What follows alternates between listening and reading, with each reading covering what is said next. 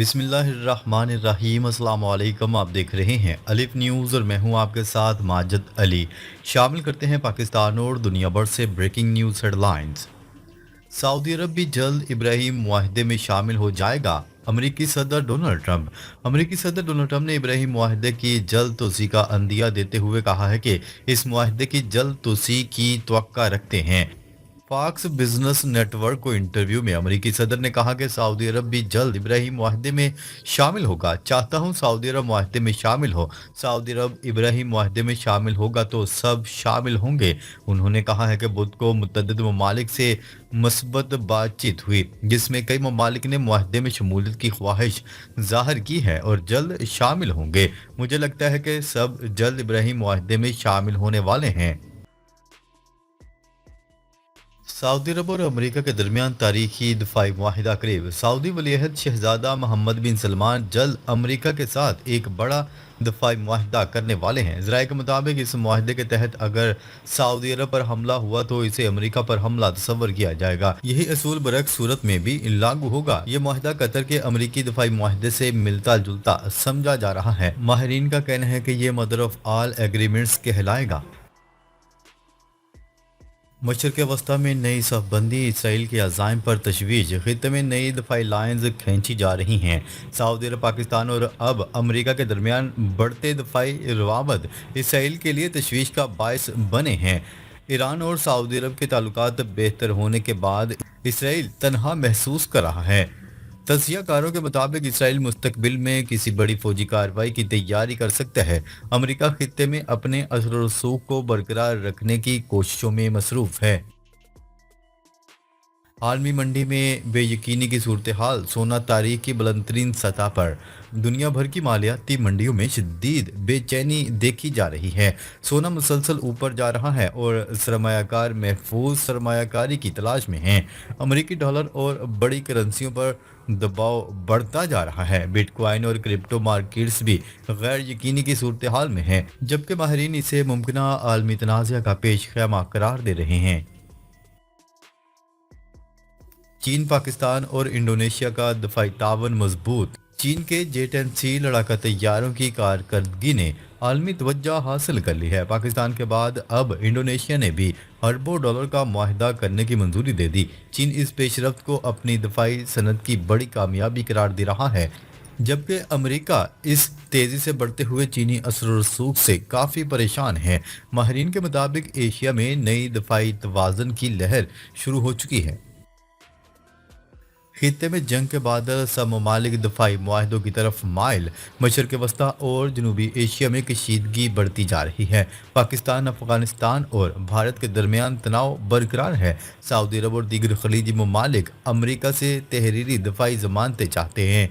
Iran ने खबरदार किया है कि हालात किसी भी वक्त काबू से बाहर हो सकते हैं। तमाम ममालिक अपनी दफाई ब्लॉक मुस्तहकम करने में मसरूफ़ हैं।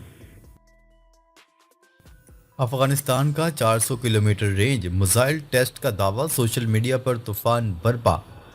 अफगान तालिबान के कई अकाउंट्स ने दावा किया है कि उन्होंने 400 किलोमीटर रेंज वाला बैलिस्टिक मिसाइल कामयाबी से टेस्ट कर लिया है, जो पाकिस्तान को निशाना बनाने की सलाहियत रखता है। ये वीडियो सोशल मीडिया पर वायरल हो गई, जहां अफगान सारिफिन इसे कौमी फ़ख्र का इजहार कर रहे हैं, जबकि पाकिस्तानी सारिफिन इसे जाली करार दे रहे हैं। जबकि फैक्ट चेक से पता चला कि वीडियो दरअसल पाकिस्तान के फतह मिसाइल टेस्ट की पुरानी फुटेज है, जो मई 2025 की है और भारत के खिलाफ इस्तेमाल हुई थी। इस प्रोपेगेंडे में भारतीय अकाउंट्स भी फाल नजर आए, जो कशीदगी को हवा देने की कोशिश कर रहे हैं। तालिबान की वजारत दिफा ने अब तक इस दावे की सरकारी तौसीक नहीं दी, जो सूरत हाल को मजीद पुरअसरार बना रहा है। पाकिस्तान और अफगानिस्तान में जंगबंदी में तोसी। दोहा में नए मुज़ाकरात की तैयारी। पाकिस्तान और अफगानिस्तान के दरमियान जारी कशीदगी के बावजूद दोनों ममालिक ने आर्जी जंगबंदी में तोसी पर इतफाक कर लिया। हुकूमती ज़राए के मुताबिक ये फैसला कतर के दारुल हुकूमत दोहा में होने वाले मुमकिना अमन मुज़ाकरात से कबल किया गया। पाकिस्तानी वजारत खारजा का कहना है कि इस्लामाबाद पुरअमन हल के लिए तैयार है, मगर अपनी सिक्योरिटी खदशात को नज़रअंदाज नहीं करेगा। तालिबान हुकूमत ने भी तस्दीक की है कि राब्ते जारी हैं और मुज़ाकरात मस्बत फ़ज़ा में ہوں گے۔ تجزیہ کاروں کے مطابق اگر یہ بات چیت کامیاب رہی تو خطے میں استحکام کا نیا باب کھل سکتا ہے۔ شمالی وزیرستان میں خودکش حملہ، 7 پاکستانی فوجی شہید۔ خیبر پختونخوا کے علاقے میر علی میں فوجی کیمپ پر خودکش گاڑی کے ذریعے ہونے والے دھماکے میں 7 پاکستانی فوجی شہید ہو گئے۔ سیکیورٹی ذرائع کے مطابق حملہ آور نے بارود سے بھری گاڑی کیمپ کی دیوار سے ٹکرا دی، جس کے نتیجے میں زوردار دھماکہ ہوا۔ ابتدائی تحقیقات کے مطابق حملہ سرحد پار موجود دہشت گرد گروپوں کی جانب سے کیا گیا۔ پاکستانی فوج نے علاقے کو گھیرے میں لے کر سرچ آپریشن شروع کر دیا۔ وزیراعظم نے شہداء کے اہل خانہ سے تعزیت کرتے ہوئے کہا کہ دہشت گردی کے خلاف کارروائیاں مزید تیز کی جائیں گی۔ پاک افغان سرحد پر جھڑپیں شدت اختیار کر گئیں۔ چمن اور سپن بولدک کے درمیان پاک افغان سرحد پر گزشتہ 48 گھنٹوں سے شدید فائرنگ کا تبادلہ جاری ہے۔